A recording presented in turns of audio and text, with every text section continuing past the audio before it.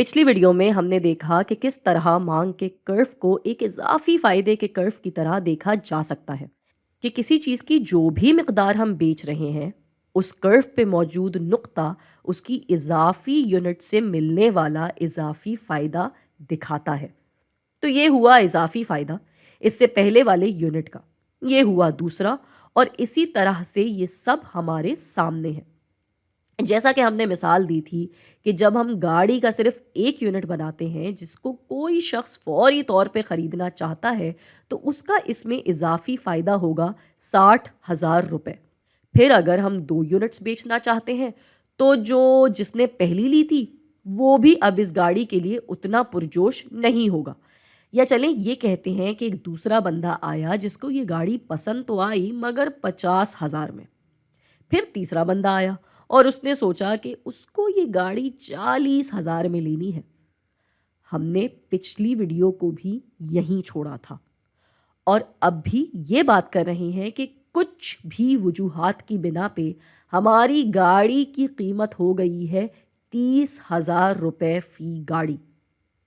अब यहाँ हम देख सकते हैं कि 30,000 पे हम गाड़ी के 4 यूनिट्स या दूसरे लफ्ज़ों में 4 गाड़ियाँ बेच रहे हैं। यानी यहाँ पे जो चौथा बंदा ये गाड़ी लेगा उसका इजाफी फ़ायदा होगा 30,000 रुपये। इसका मतलब ये हुआ कि ये लोग यहाँ पे आकर अपने जहन में ये सोचते हैं कि हाँ, हम 30,000 रुपये दे रहे हैं मगर इसके बदले जो चीज़ हम ले रहे हैं उसकी कद्र भी उतनी ही है। जैसे कोई कहे कि ये वाला 5 का सिक्का देकर वो वाला दोगे, यानी उस पैसे की कद्र में कोई फ़र्क नहीं आ रहा, तो दोनों में से कोई भी चीज़ चुनी जा सकती है। लेकिन जैसा कि आपको याद होगा कि पिछली वीडियो में हमने बात की थी कि हम सब ही गाड़ियों को एक ही कीमत पे बेचेंगे, जिसका मतलब हुआ कि ये जो पहली वाली गाड़ी है जो कि 60,000 तक बिक सकती थी, अब हम वो भी 40,000 में ही बेचेंगे। यानी 60,000 पे गाड़ी बेचकर फ़ायदा कमाया गया है, क्योंकि वो इस गाड़ी की असल कीमत से 30,000 रुपये ज़्यादा है। दूसरे यूनिट का इजाफी फ़ायदा असल कीमत से 20,000 रुपये ज़्यादा है। तीसरी गाड़ी पे मिला इजाफी फ़ायदा 10,000।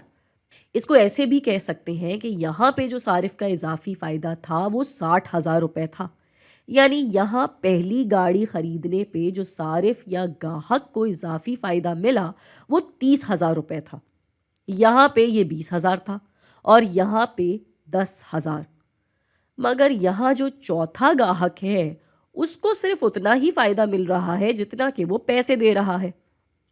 अब यहाँ ये सवाल बनता है कि सारिफ का यहाँ कुल इजाफी फ़ायदा कितना है, या जो कीमत अदा की जा रही है इजाफी फ़ायदा दर हकीकत उससे कितना ज़्यादा है।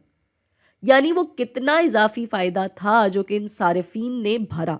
अगर असली कीमत को तफरीक देकर देखा जाए तो सारिफ का इजाफी फ़ायदा एक गाड़ी पे था 30, फिर 20, फिर 10।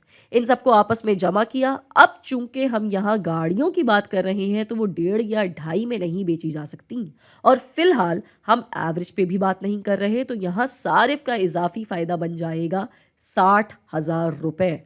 तो इस हिसाब से इस हफ्ते में सारिफीन को अपनी अदा की हुई कीमत के मवाजने में 60,000 रुपये का इजाफी फ़ायदा हासिल है। और अगर इसके बारे में सोचें तो ये बेचने वाले के थोड़ा सा खिलाफ जा रहा है, क्योंकि वो अपनी चीज़ के ज़रिए जितना फ़ायदा दे रहे हैं उससे कम कीमत वसूल कर रहे हैं, ख़ास करके तब जब ज़्यादा कीमत इन शुरू की चंद गाड़ियों में वसूल की जा सकती थी। और वो इस मिसाल के हिसाब से इसलिए क्योंकि इनको सब को एक ही कीमत पे अपनी गाड़ियाँ बेचनी पड़ गईं।